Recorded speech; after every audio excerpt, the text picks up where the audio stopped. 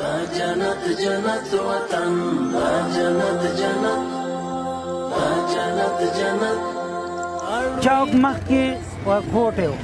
دا ورکوټ و دا چوک کله چې امارت اسلامي راغی د هغو په هلو ځلو باندې دا یې ازاده کړو کانکریټ یې پکې واچو دا 8 لک او 2 زره روپو هغې پروژې دلته تطبیق کړله عام یې دغه لختیا ورسره جوړ کړی دی عام یې دا ټول دغه د اګر چاپېر دا کانکریټ یې اچولی دی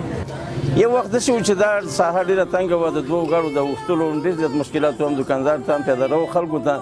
هماغه مسافرینو ته چې په دې لاره باندې به تېرېدل د ډېرو ستونزو او مشکلاتو سره مخامخ وو کله چې امارت اسلامي راغی دا ستونزه هغو درک کړه او دې دپاره یو د یو حل لار پیدا کړه چونکې دا خواوشا ځمکه د خانانو ده دی راغله هغې سره تفاهم وکړه د هغو نه اجازه واخیستله او دغه ځمکه د هغو وه نو هغو ته په رضا او رغبت باندې دا ځمکه د چوک دپاره او د سړک دپاره ورکړله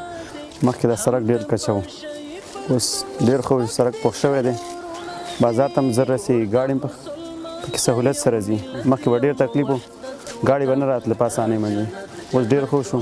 وله هم پکې مخکې منځ کې تللی وه اوس هر څه غاړې ته شو موږ یې مسو نه ډېر مننه کوو چې موږ دپاره دا سړک پوخ کړی دی جنت وطن جنت جنت جنت جنت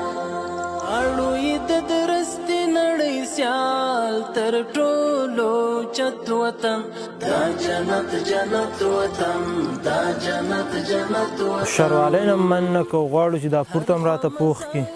دا کارونه وکړي ځکه چې پورته هم پوخ شي نو نور هم خلکو ته سهولت کېږي د خلکو غټ مشکل سره مخامخ ده د ښاروالۍ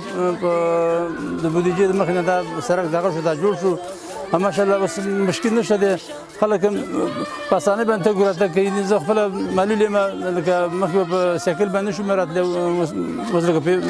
زه لکه په یوه پښه باندې سایکل ګرځوم په اسانۍ باندې بس کور ته بې رسېدګي شمه کول دی جنت وطن جنت جنت